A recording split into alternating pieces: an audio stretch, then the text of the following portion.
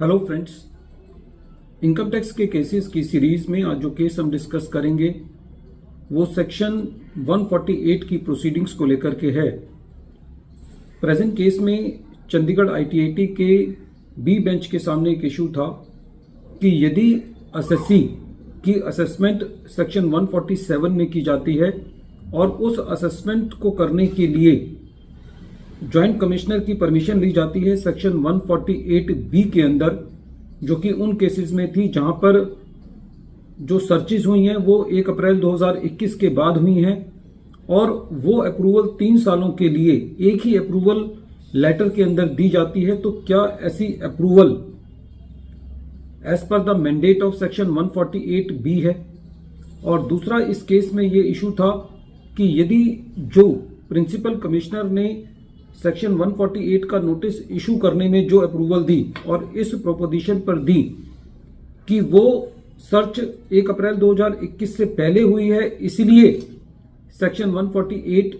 का जो नोटिस है वो ऑटोमेटिक है, तो क्या ऐसी अप्रूवल सेक्शन 148 की प्रोसीडिंग्स के लिए जस्टिफाइड है? यही इशू ट्रिब्यूनल ने अपने एक case रोशा Alois private limited versus deputy commissioner of income tax के केस में डिसाइड की और ये case 127 ITR tribunal page number 76 पर रिपोर्ट हुआ और इस केस का जजमेंट 28 मई 2025 को आया। प्रेजेंट केस के अंदर एसएससी को सेक्शन 148 का नोटिस आया। जो रीजंस प्रोवाइड किए गए उसके अंदर ये था कि एसएससी ने जो सैनवेट क्रेडिट है वो गलत क्लेम किया है, लेकिन जब असेसमेंट प्रोसीडिंग्स कंप्लीट हुई तो सैनवेट क्रेडिट का आधार लेते हुए असेसिंग ऑफिसर ने जो परचेजेस का अमाउंट था एक पार्टी से उसको पूरा का पूरा एसएससी की इनकम में एड बैक किया। और दूसरी एडिशन असेसिंग ऑफिसर ने इस चीज के लिए की कि ड्यूरिंग द ईयर एसएससी की जो इलेक्ट्रिसिटी कंजम्पशन है वो काफी ज्यादा है। असेसिंग ऑफिसर ने ये कंजम्पशन के बेसिस पर एडिशन किया कि यदि एसएससी की इलेक्ट्रिसिटी कंजम्पशन ज्यादा है तो एसएससी ने ज्यादा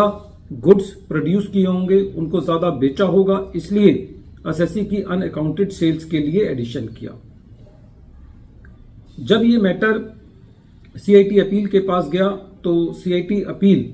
ने भी असेसिंग ऑफिसर की जो मेथड ऑफ कैलकुलेशन था ये कहा कि वो सही है, लेकिन सीआईटी अपील ने बस इतना उसमें चेंज किया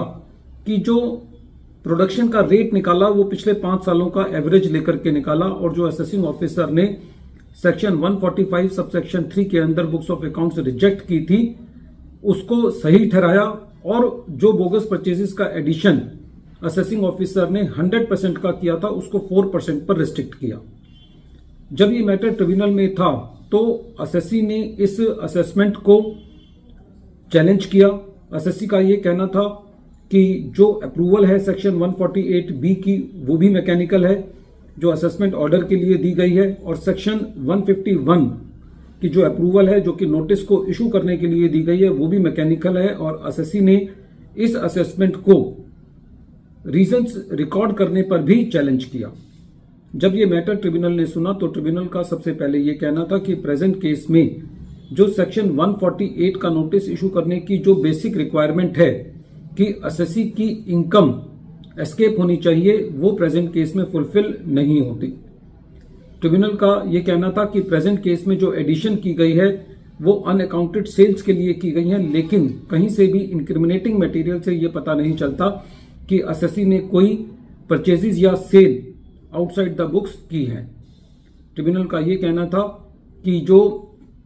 प्रिंसिपल कमिश्नर ने जो अप्रूवल दी है वो गलत प्रोपोजिशन पर दी है कि 1 अप्रैल 2021 से पहले की जो सर्चेज हैं उनके केस में भी जो सेक्शन 148 का नोटिस है वो ऑटोमेटिक है, वो इस प्रोपोजिशन पे जो अप्रूवल दी गई है वो भी अप्रूवल जो है वो मैकेनिकल है। ट्रिब्यूनल का ये कहना था कि प्रेजेंट केस में जो सेक्शन 148 बी का अप्रूवल दिया गया है असेसमेंट्स को कंप्लीट करने के लिए वो 3 सालों का अप्रूवल एक सिंगल लेटर से दिया गया है जो कि एज पर लॉ नहीं है, और इस बेसिस पर ट्रिब्यूनल ने असेसमेंट को क्वेश किया। ट्रिब्यूनल का ये कहना था कि जो इलेक्ट्रिसिटी कंजम्पशन का जो वेरिएशन है वो बहुत सारे कारणों से हो सकता है जिसको एसएससी ने प्रॉपरली एक्सप्लेन भी किया है, और 15% तक का जो वेरिएशन है उसको एक नॉर्मल वेरिएशन भी कहा जा सकता है। ट्रिब्यूनल ने जो असेसिंग सीआईटी अपील ने जो 4% के रेट को कंफर्म किया था उसको भी डिलीट किया और ये कहा कि प्रेजेंट केस में असेसी ये बता पाया है कि एलिज्ड पार्टी से जो परचेजेस की गई हैं वो उस सेम रेट पे की गई हैं जिनसे बाकी लोगों से परचेजेस की गई थी, तो इसलिए 4% का भी एडिशन जस्टिफाइड नहीं है। वीडियो के अंत में एक बार फिर मैं केस का नाम रिपीट कर रहा हूं। केस का नाम है रोशा एलॉयज प्राइवेट लिमिटेड